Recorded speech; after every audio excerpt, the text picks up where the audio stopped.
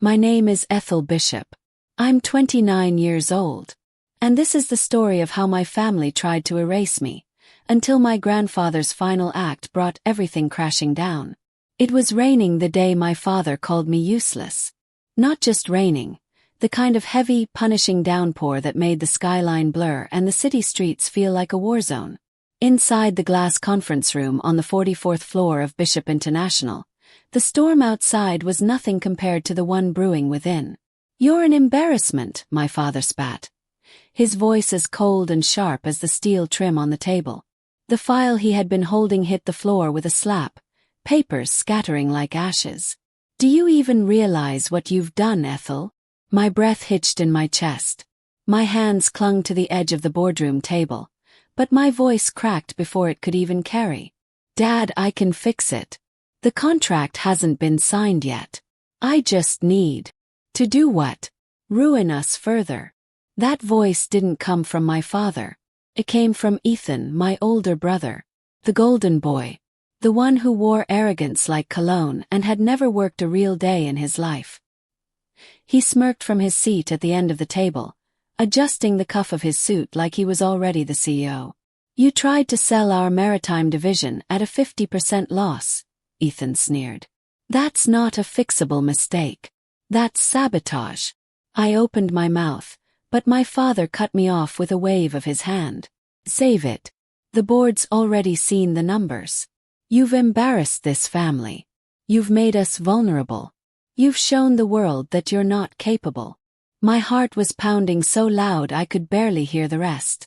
The faces around the table blurred, the same people I had spent years working beside, fighting to impress. And all I saw now were turned shoulders, downcast eyes. No one stood up for me. No one except the storm outside, still raging against the glass. "We'll talk later," my father said coldly, straightening his tie as my mother stepped into the room in a pristine charcoal Chanel dress.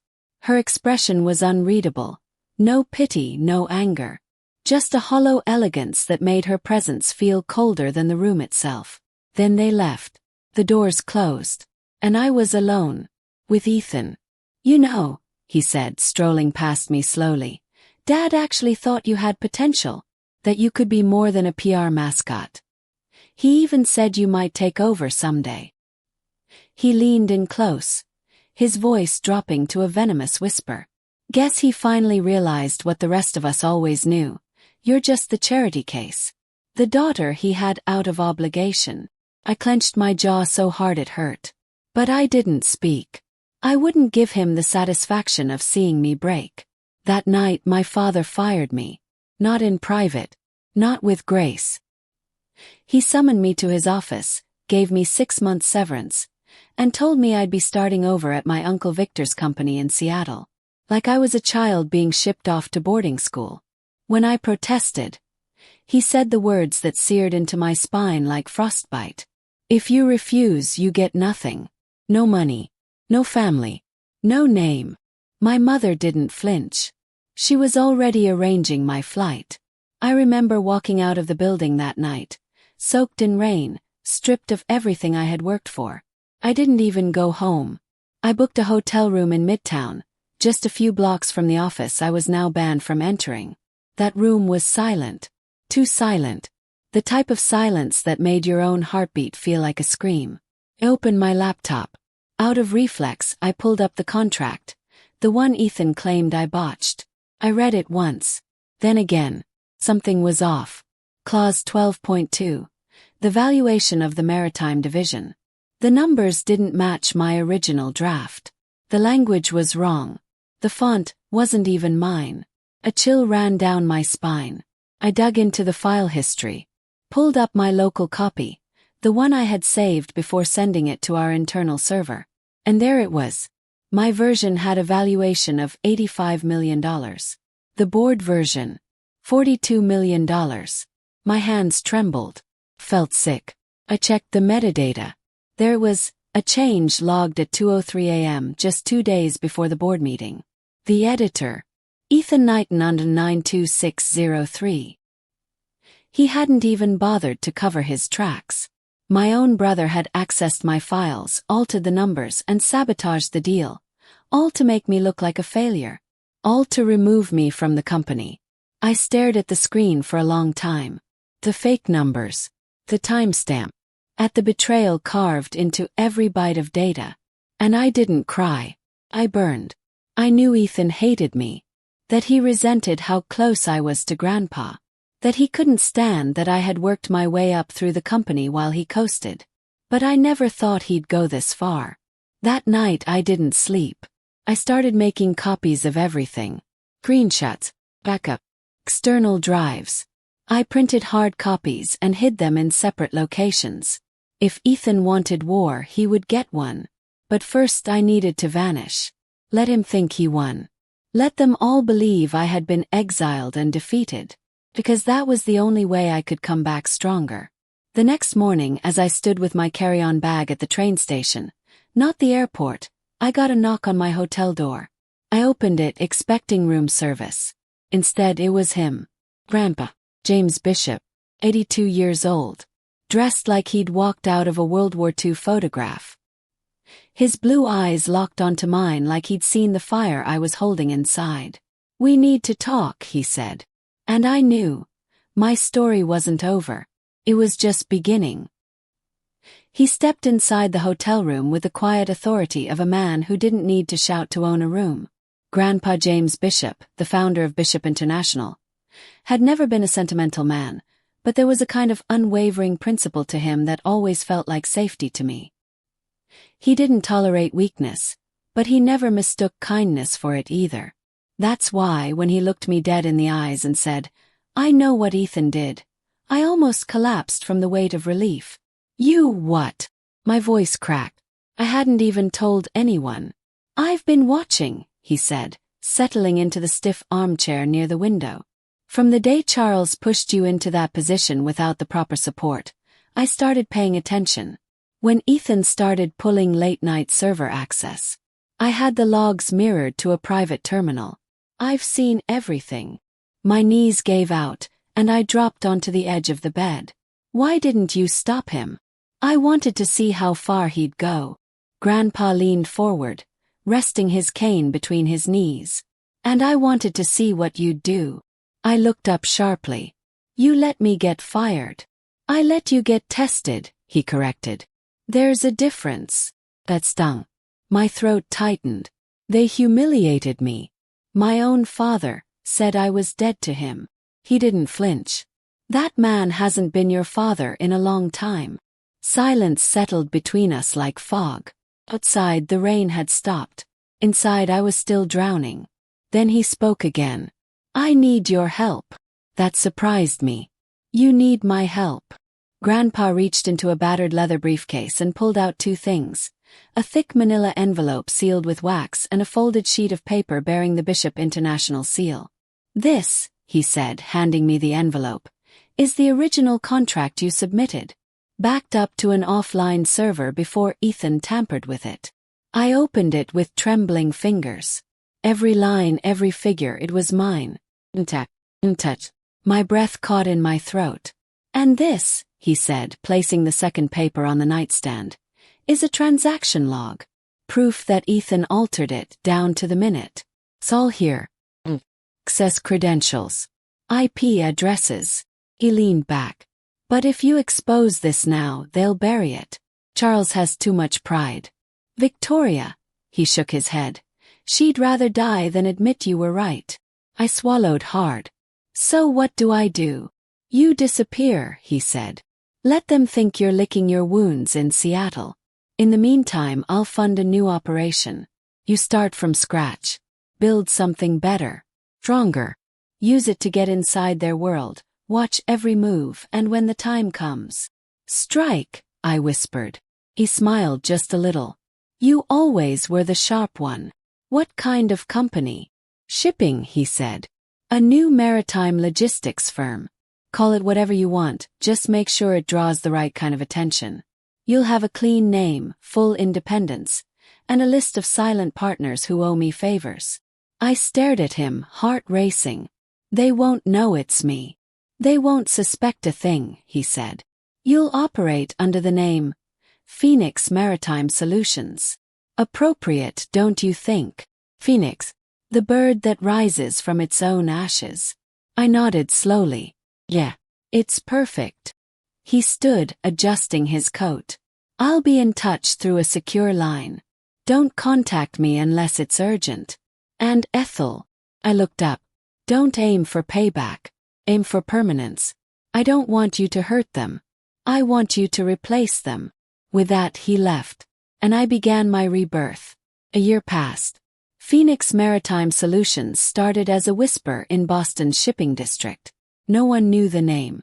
No one understood how we landed massive port contracts so quickly. But I did. I worked day and night, studied international shipping routes, hired engineers and port experts, created the most agile logistics network on the East Coast. We cut delivery times in half, solved maritime delays others couldn't, and our security protocols, unbreachable. My first hire was Olivia Tran, a fierce, brilliant logistics analyst fresh out of MIT with a chip on her shoulder and something to prove. Within months she became my right hand. I've got a lead, Olivia said one morning, bursting into my office, a tablet in hand. Niton just delayed a Singapore delivery by 2 weeks. Their entire Southeast Asia route is falling apart. Because they tried to cut corners on customs clearance, I said, sipping my coffee. They're desperate. You want to make a move? He nodded. Set up a meeting with Pacific Logistics. Quietly. 2 weeks later I sat across from Raymond Liu, CEO of Pacific, one of Niton's biggest clients. They're failing, I said bluntly. But I can keep your shipments on schedule. All I ask for is exclusivity. 2 years. No Niton contracts. Raymond smiled. You don't just want a client. You want their empire. I met his gaze. I want what's owed. The contract was signed the next day.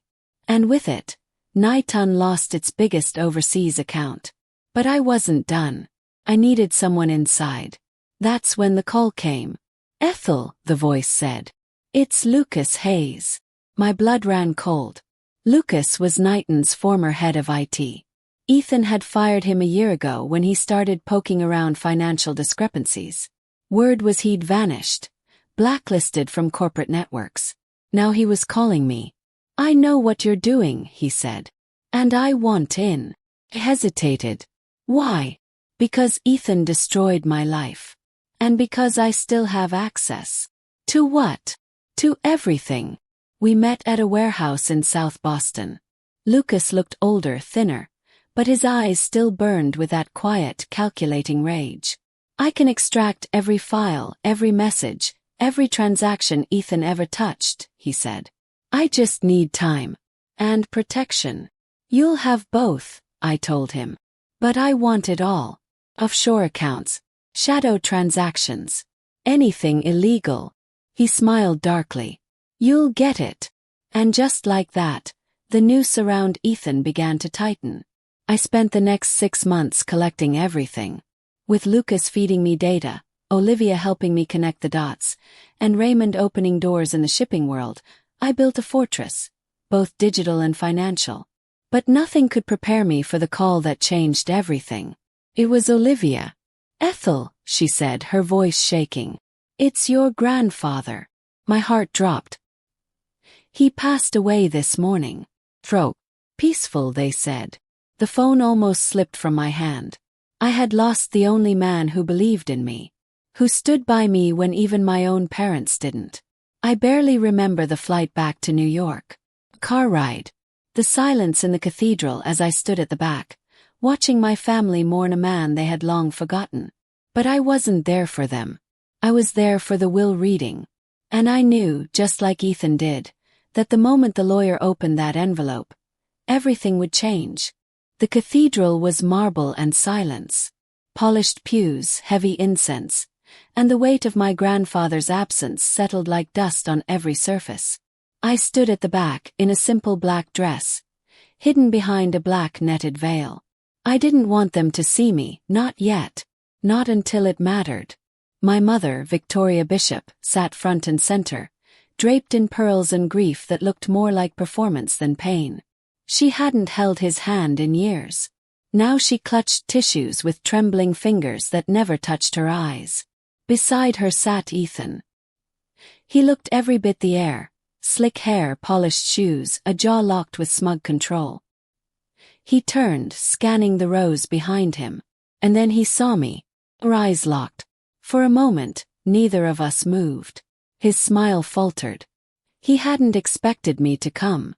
Hadn't expected me to be bold enough to show my face after being exiled like a family disgrace.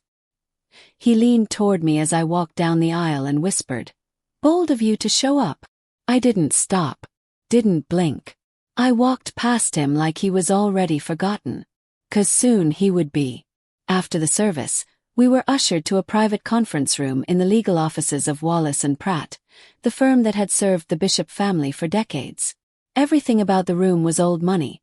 Oak panels, gold trim, thick velvet curtains drawn over windows that let in no light. It was a tomb. Fitting, considering the moment. Ethan sat at the head of the table, legs crossed confidently. My mother sat beside him.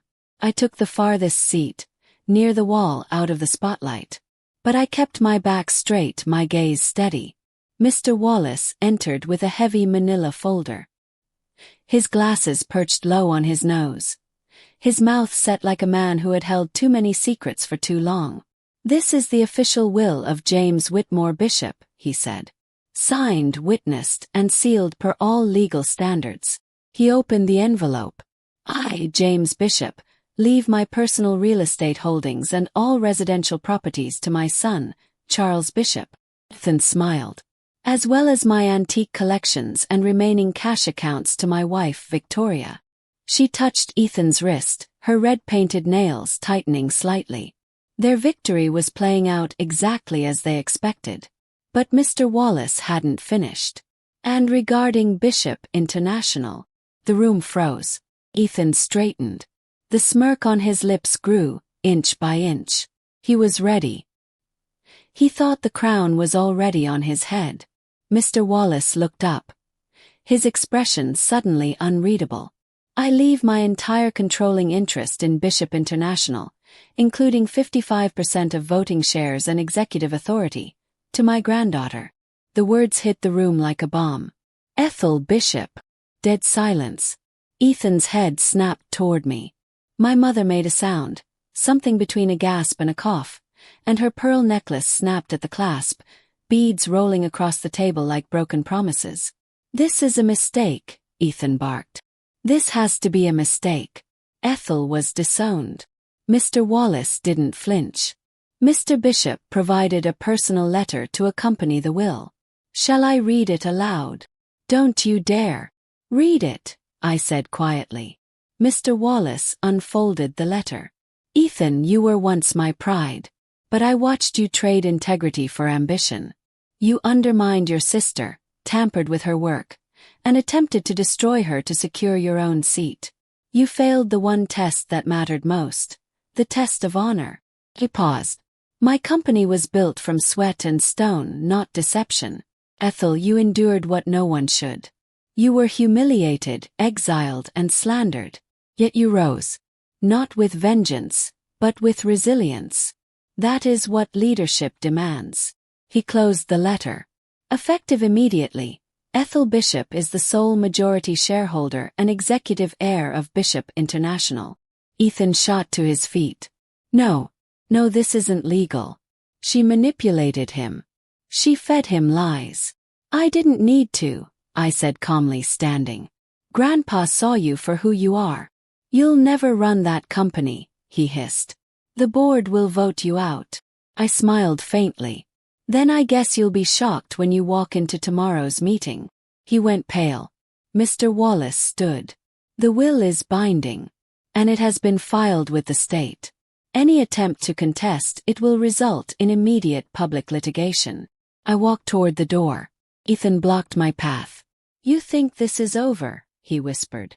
"You think you've won." I leaned in, close enough for only him to hear. "I haven't even started."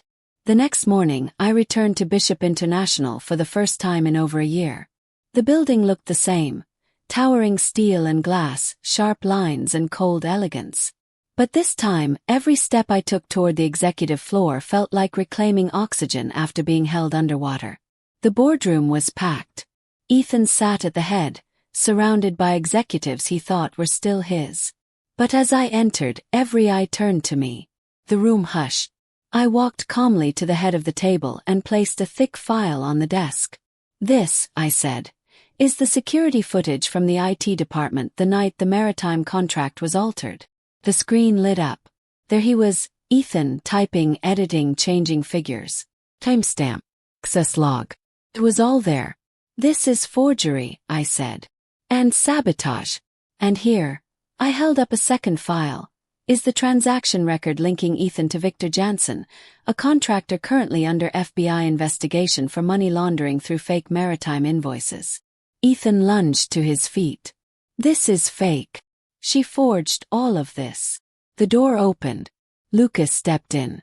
"This USB contains every original server log," he said, handing it to the head of compliance. "Unaltered. Verified."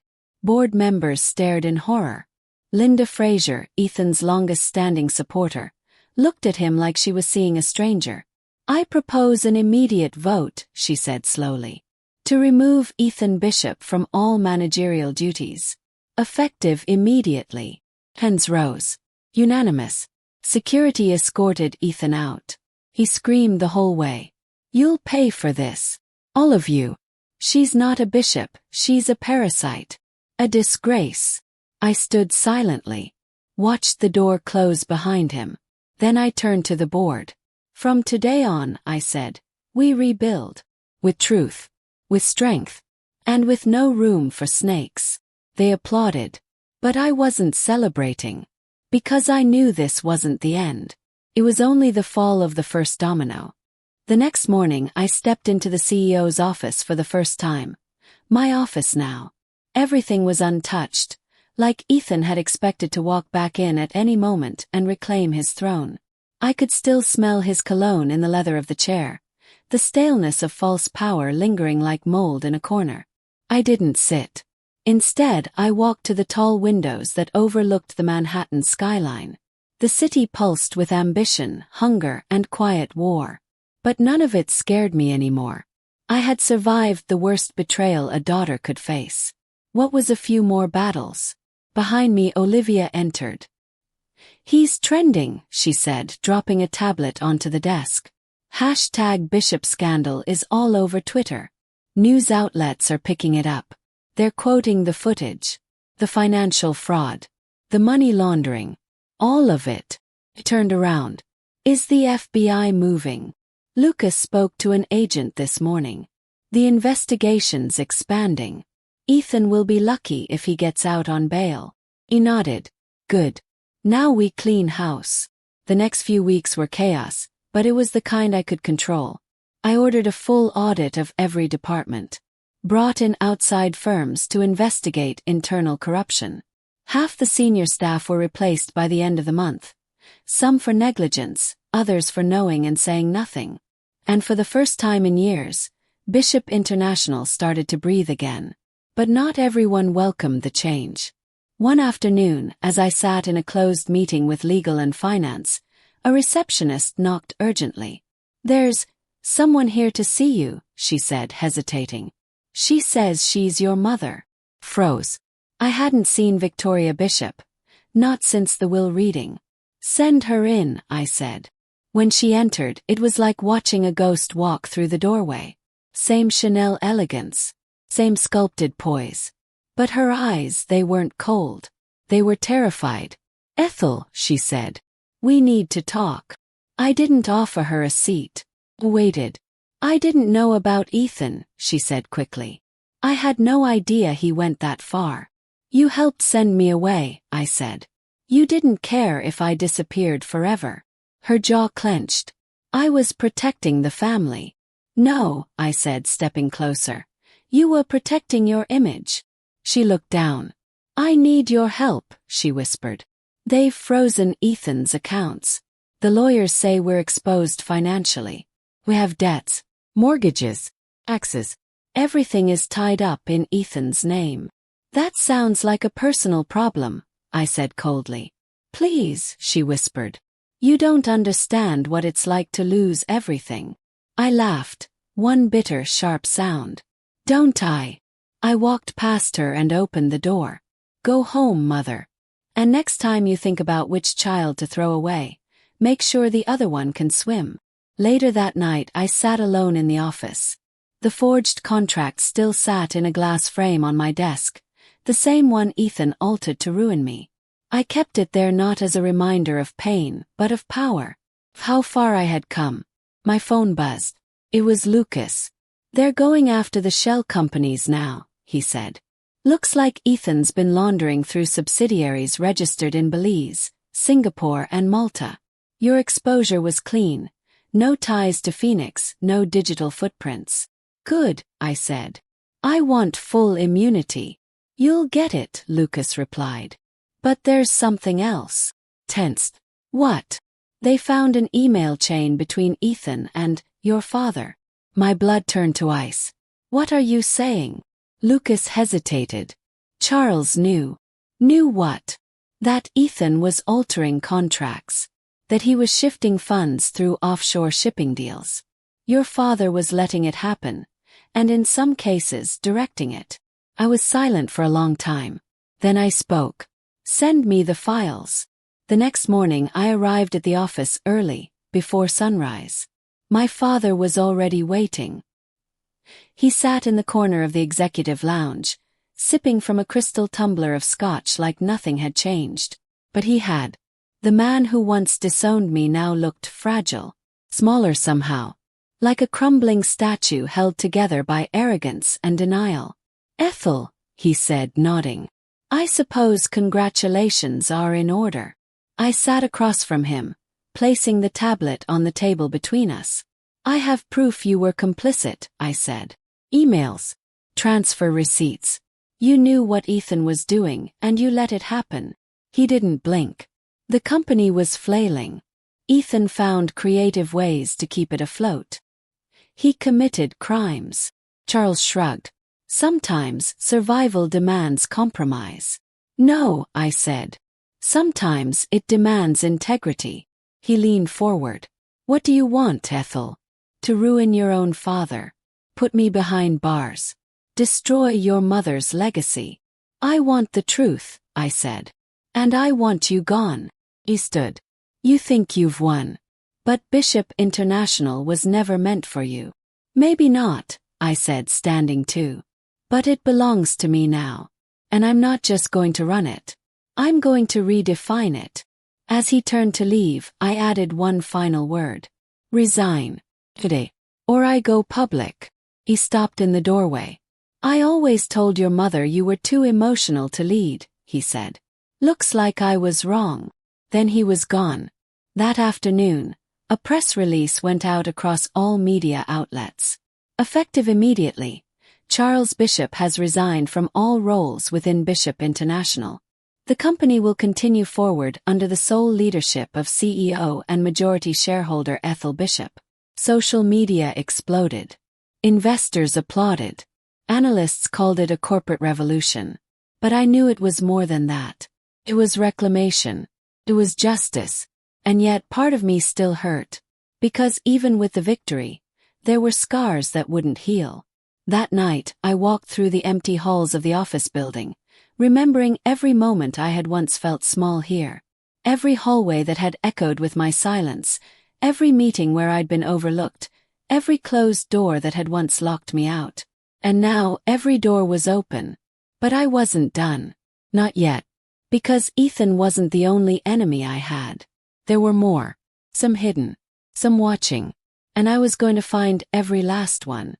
By the time the sun rose the next morning, the power dynamic in Manhattan's financial elite had shifted, and I was at the center of the quake. Charles Bishop was gone. Ethan was under investigation. Victoria was drowning in debt and denial. And I, the daughter they exiled, now commanded the empire they built on lies. But power doesn't bring peace. Not when your enemies still breathe. Started with a phone call. Ms. Bishop, Olivia said, her voice tight. I think you should see this. She forwarded the link. A story was breaking. Anonymous sources claiming my rise to power had been orchestrated. That I forged the will. That I had manipulated my dying grandfather. That I had conspired with outside investors to seize control. None of it was true. But truth doesn't always matter when scandal tastes sweeter. My hands trembled as I read. Photos of me outside my Boston office. Alleged leaks. Speculation that Phoenix Maritime was a front for corporate espionage. And worse, rumors of a mysterious benefactor funding my rise. Grandpa. They were trying to destroy his legacy now, too. I stood up so fast the chair screeched against the floor. Get Lucas, I told Olivia. Now. Lucas arrived within the hour, bleary-eyed and unshaven. He dropped his backpack on the table and pulled out his laptop. I saw the story, he muttered. It's deliberate. The timestamps on the site's back end show it was queued 48 hours ago. They were waiting for a trigger. What kind of trigger? Yes. He pulled up an internal report. This. He pointed to a graph. Yesterday's stock surge after Charles resigned. You gained 8% control in a single day. Whoever's behind this. They want to crash the stock, I said. Lucas nodded grimly. Or tank your reputation before you stabilize. Who leaked it? He hesitated.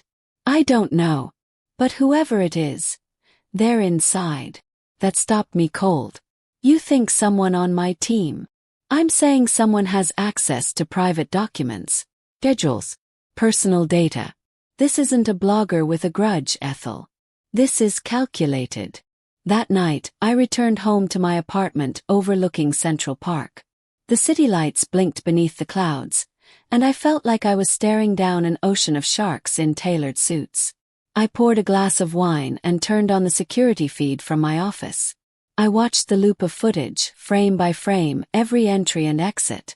At exactly 11:02 p.m. the previous night, someone had entered my private office. The security badge. Olivia Tran.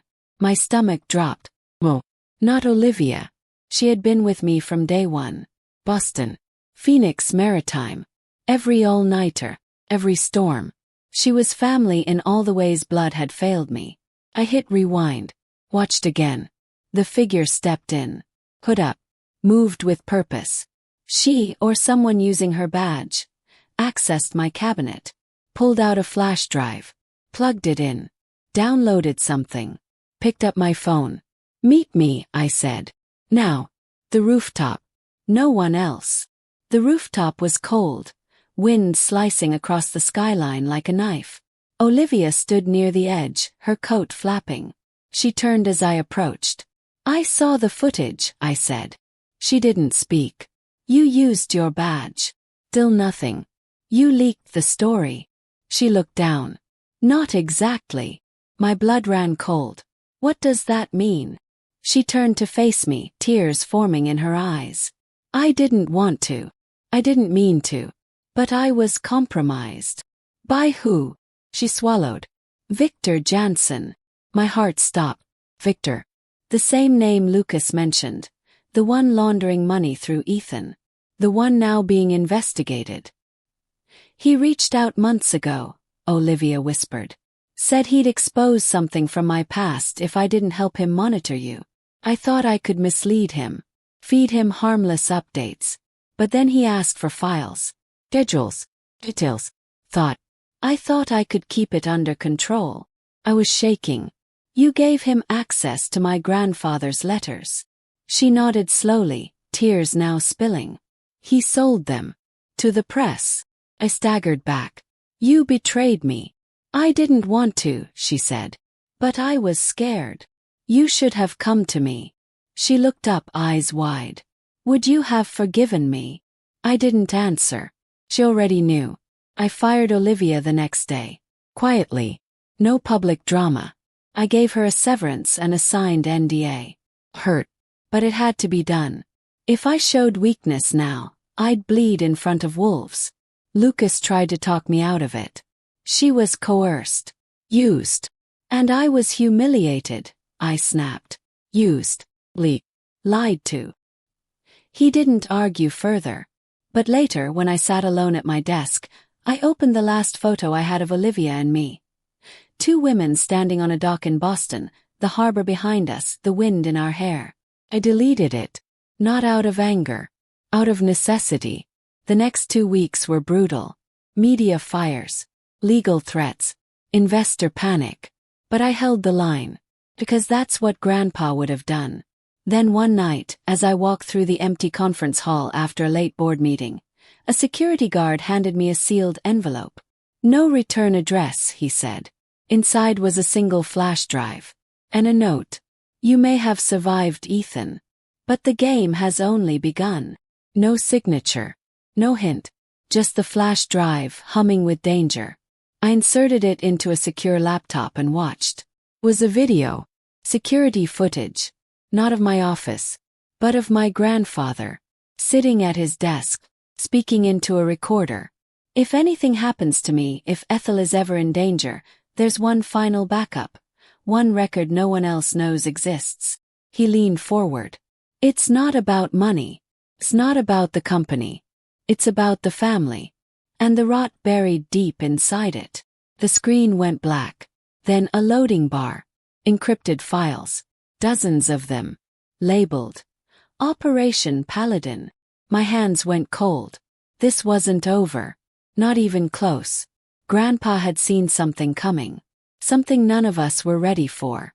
And now, it was up to me to finish what he started. I didn't sleep that night. The flash drive Grandpa had left behind, the one labeled Operation Paladin, wasn't just encrypted. It was sealed with biometric authentication. Voice match. A retinal scan. Something only Grandpa or someone he trusted could unlock. And he'd left it for me. I stared at the loading screen in my private study, the city lights flickering in the distance beyond the windows. The longer I waited, the more it became clear. Whatever was on that drive wasn't just a backup plan. It was a final warning. By dawn, Lucas had bypassed the encryption using archived voice files and a deep scan from Grandpa's old home security system. It took hours, but when the files opened, I understood immediately. He hadn't just been tracking Ethan. He'd been tracking everyone. Inside the folders were detailed financial audits, emails, surveillance footage, and more. Evidence implicating key executives at Bishop International, government trade inspectors, even competitors. Some were being bribed. Others were part of money laundering rings spanning multiple continents. But at the center of it all, one name repeated over and over again. Victor Jansen. The same man who used Olivia. The same man who helped Ethan. And now, the man who was trying to tear down everything Grandpa had built. The deeper I dug, the more horrifying the pattern became. This wasn't about family. This was about power. And Victor wasn't done. In fact, one file, dated just days before Grandpa died, revealed a chilling truth. Confirmed. Victor Jansen offered Ethan $10 million to push Grandpa into early retirement. Documents suggest pressure to modify medication. Doctor's notes redacted. My hands went numb. Medication. They tried to force him out. And when that didn't work, they tried to kill him. I stood up so fast the chair slammed into the wall. Lucas, I barked into the phone. I need everything we have on Victor. Banking records. Shell companies. Property. I want to know where he is right now. Lucas didn't even hesitate. He's in Dubai.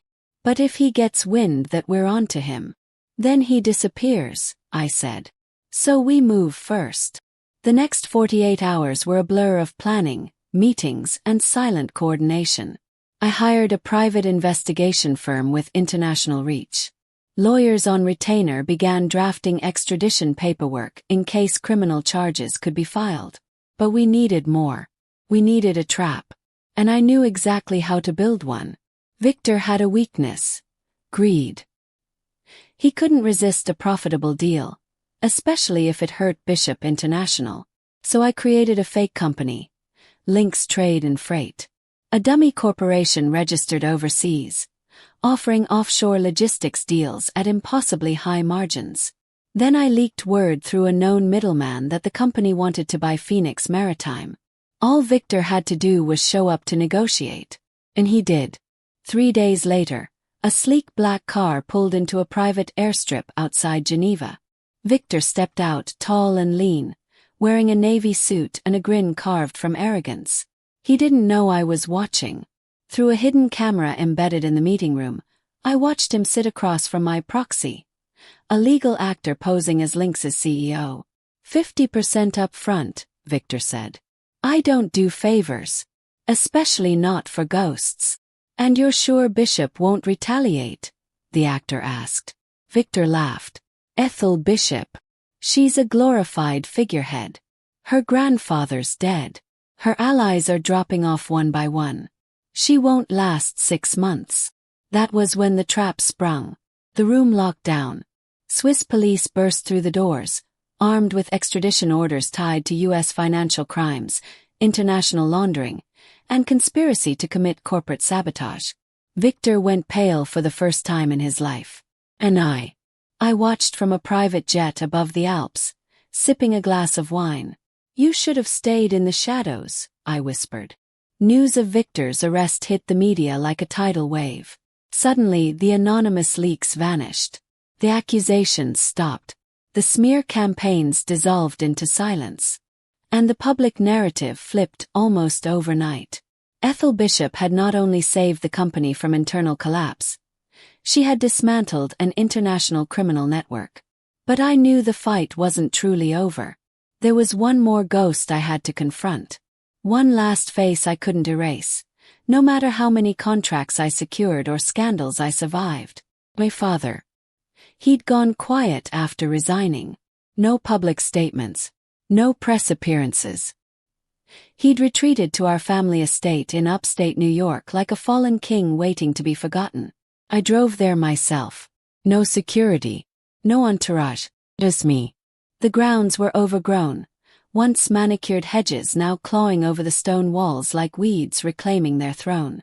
I found him on the back porch, staring out at the lake. You came, he said without turning. I had to, I said. He didn't offer me a seat. I know what you did, I said. With Ethan. With Victor. He gave a soft exhale, not quite regret. Not quite relief. I thought I was protecting the company. You were protecting your pride, I said. And in the process, you betrayed everything Grandpa built. His voice trembled. I thought Ethan could carry the torch. That you were too soft. Too kind. I'm not kind, I said. Not anymore. He turned then, and I saw the weight in his eyes. A man who had lost everything and still didn't understand how. I don't want forgiveness, he said. I just want to know. Was I ever right about you? I stepped forward. No, I whispered. You were never right about me. Then I left. And I never returned. In the months that followed, Bishop International entered its golden era. Revenue surged. Staff loyalty reached record highs. We launched 3 new subsidiaries, expanded into green shipping, and rebuilt the company's reputation from the ground up. But more than that, I rebuilt my own identity. Not as the disgraced daughter. Not as the exiled executive. But as the woman who survived the fire and rose from it. Who faced betrayal, isolation, lies, and won. The company's annual summit arrived in the spring. Hundreds of investors, partners, and employees filled the grand ballroom at the Plaza Hotel. I stood before them, no notes, no teleprompter. Just the truth. When I was cast out of this company, I began. They thought I'd fade quietly. They thought I'd disappear. Pause. I didn't. Because I remembered who built this company. And I remembered why. I reached into my coat and pulled out a small frame, the one with the forged contract Ethan used against me. I placed it on the podium. This, I said, was once used to try and destroy me. Now it's my reminder that no matter how powerful your enemies are, truth and time will always expose them. The room erupted in applause. And somewhere I hoped Grandpa was watching. Proud. Silent. but smiling. It had been 6 months since Victor's arrest and the final collapse of the power structures that once kept me in the shadows. 6 months since the headlines declared me the woman who took back an empire from the inside. 6 months since I stood over the ashes of the old Bishop International and began building something new. But power, I've learned, is not the final prize. Control isn't a destination. It's a responsibility. And legacy. Legacy is the shadow that follows you long after the fight is over. I was reminded of that on a rainy Thursday afternoon, when an envelope arrived at my office with no return address, no name, just a wax seal marked with a single letter, W. Inside was a letter written in delicate, flowing script. Congratulations on winning the war. But wars never end, Ethel. They evolve. There are others who stood behind Ethan and Victor. Men who are watching now, waiting for you to get comfortable, waiting for you to make one mistake. Don't give them the satisfaction. It wasn't a threat. It was a warning. And it chilled me more than any boardroom battle ever had. Because deep down I already knew it. This wasn't the end. It was the beginning of something far more dangerous. 2 weeks later, I was invited to speak at the Global Leadership Forum in London. CEOs from every continent, world leaders, philanthropists, all gathered in a marble hall that reeked of wealth, power, and unspoken rivalries. They wanted me to talk about resilience, about overcoming betrayal, about forgiveness. I walked to the stage with nothing but a wireless mic and a memory full of scars. My name is Ethel Bishop, I began. And I wasn't born powerful. I earned it the hard way. Through pain, through exile, and through silence. I paused, letting the room settle. I was betrayed by my own blood. I was erased, mocked, and left behind. But I didn't fight my way back for revenge. I fought to remember who I really was. I looked out over the sea of faces. Some indifferent, some curious, some shaken. Power without compassion is corruption. And loyalty without honesty is control. My family forgot that. And they paid the price. I lifted the Bishop family crest from around my neck, a small pendant my grandfather gave me before I turned 16. I carry this not because I'm proud of my name, I said, but because I rebuilt what it should have stood for. The standing ovation was thunderous. But my eyes, they went to the back row, where a man in a dark coat stood motionless, arms crossed, watching. He didn't clap. He just nodded. And vanished before I could get down from the stage. That night, I sat by my hotel window, overlooking the Thames. My thoughts drifted to the people I lost, and those I never really had. My father, my mother, Olivia, and Grandpa.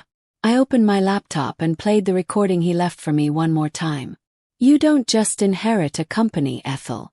You inherit a legacy of choices. Some made in your name. Some made in spite of it. But remember this. The moment you stop fighting for the soul of this family, that's the moment they win. I closed my eyes and breathed in the silence. Then I opened my email and sent a message to Lucas. Track every offshore account tied to anyone in the Victor network. I want their names. I want their positions. I want to know who's watching me. Because I wouldn't wait for them to strike. Not again. Not ever. Back in New York, I returned to the office one foggy morning just as the sun was breaking through the clouds. The city was slowly stirring, unaware of the undercurrents that still pulsed beneath its steel and glass towers. My assistant greeted me at the door. Ms. Bishop, she said, the Forbes list came out this morning. I raised an eyebrow. She handed me the tablet. Number 8. Ethel Bishop. CEO, Bishop International. The Phoenix of Wall Street. I smiled faintly. It wasn't the title that mattered. It was the subheading. A woman who turned exile into empire. I walked to the top floor window, looking out over the city that had once spit me out, and now bowed at my feet. The framed contract still sat on my desk, the one Ethan altered, the one that nearly destroyed me. I kept it as a reminder that the worst things people do to you can become the best weapons you use to rise. I leaned forward and added a new plaque beneath the glass. Never bet against the woman you tried to bury. And then I got back to work. Because power isn't the end of the story. It's just the beginning of another. Ethel Bishop's story isn't just one of revenge. It's a reminder that those cast aside often rise the highest. When power is stolen, the fight isn't just about reclaiming it. It's about transforming it into something no one can take away again. When they buried her, they didn't know she was a seed. If this story moved you, if you felt Ethel's rage, her silence, her rebirth, then don't keep it to yourself. Share it, comment below, and subscribe to Revenge Echoes, where every story is someone's truth finally told.